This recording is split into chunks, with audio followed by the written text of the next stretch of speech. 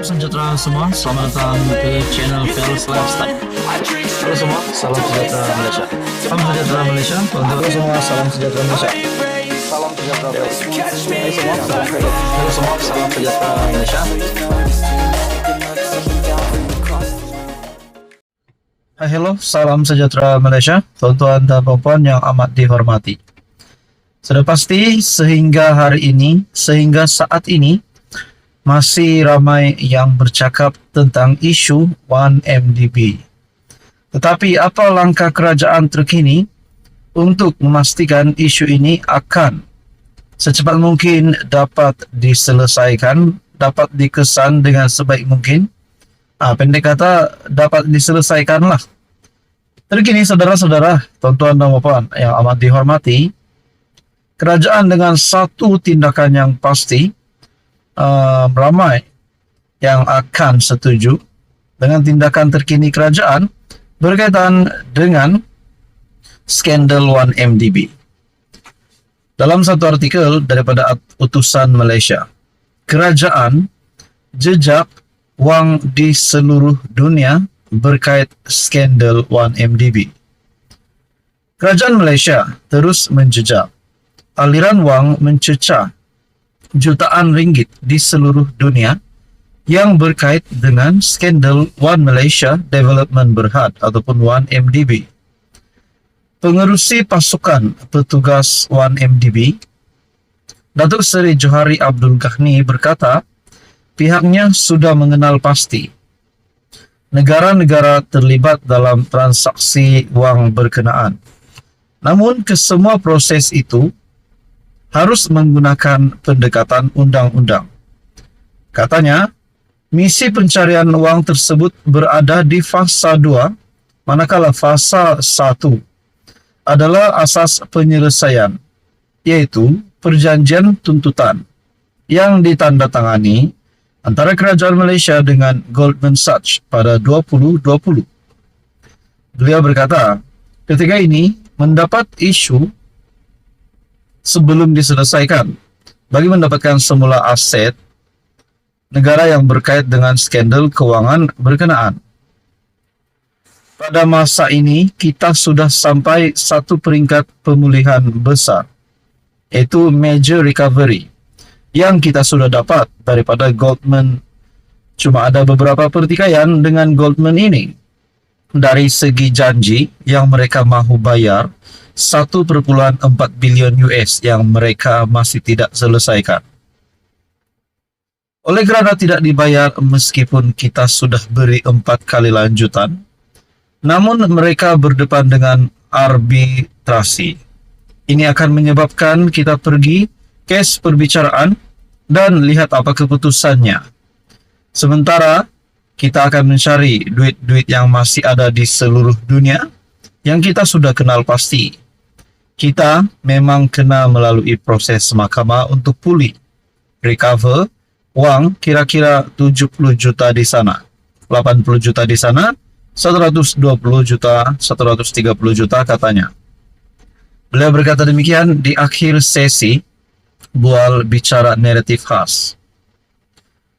Sesi bual bicara itu dihostkan personality television Syed Munawar, Syed Mustar, yang bersiaran selama 1 jam. Johari menjawab soalan berasingan daripada Syed Munawar, bertanya mengenai perkembangan terkini isu 1MDB dan perjanjian tuntutan antara kerajaan Malaysia dengan Goldman Sachs. Kumpulan Goldman Sachs menyaman kerajaan Malaysia di Mahkamah UK berhubung perjanjian penyelesaian mengenai peranan bank itu dalam skandal rasuah 1MDB yang membabitkan berbilion dolar. Saudara-saudara, tuan-tuan dan puan, apa komen Anda? Sekian saja, teruskan bersama di dalam channel ini untuk info yang seterusnya. Tuan-tuan dan puan yang amat dihormati semua, apa yang berlaku selepas Menara Ilham yang dikatakan milik bekas Menteri Kewangan, yang kita boleh kata adalah rakan baik Tun Mahathir, di mana beliau juga adalah mempunyai gelaran Tun, yaitu Tun Daim Zainuddin. Kita juga tahu Tun Daim Zainuddin dan Tun Mahathir adalah geng rapat kawan rapat. Kita boleh katakan Tun Daim Zainuddin adalah kroni kepada Tun Mahathir. Saudara-saudara yang amat dihormati semua, Menara Ilham disita SPRM di lapor milik Daim Zainuddin. Nah, persoalannya selepas pendedahan ini yang berkaitan penyelewengan dana RM 2,3 bilion. Dan pada waktu itu, pada tahun 1997,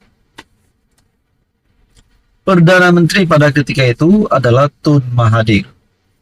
Di mana kita juga mengetahui Tun Mahathir pertama kali menjadi Perdana Menteri pada tahun 1981 sehingga tahun 2003. Saya ingat sehingga tahun 2003. Dan pendedahan ini disahkan oleh Ketua Pesuruhjaya SPRM sendiri, Tan Sri Azam Baki. Untuk Bapak yang amat dihormati semua, di mana Menara Ilham yang disita,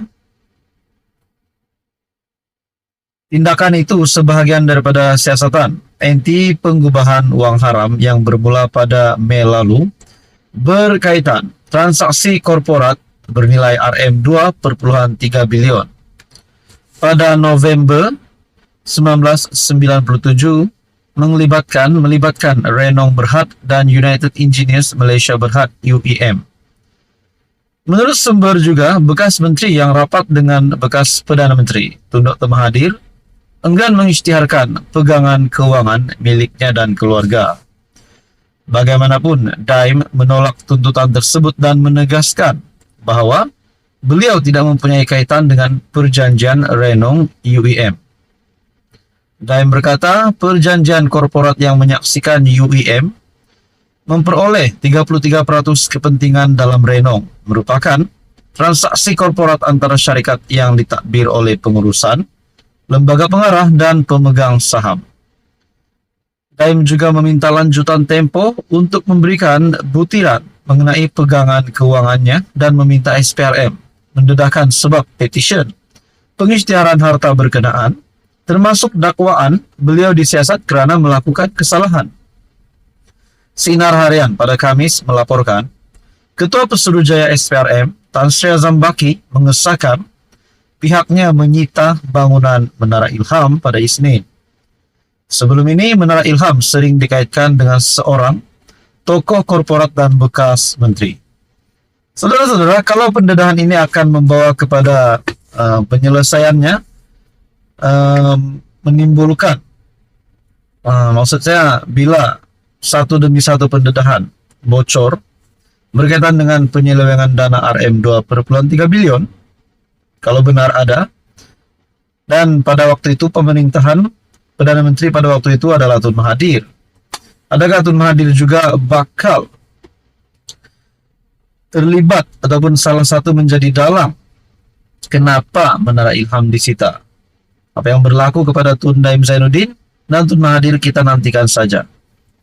Adakah mereka akan ditangkap, mereka akan ditahan dan sebagainya? Semua itu menjadi persoalan, masih menjadi persoalan. Saudara-saudara yang amat dihormati, apa komen Anda? Terus bersama di dalam channel ini untuk info yang seterusnya.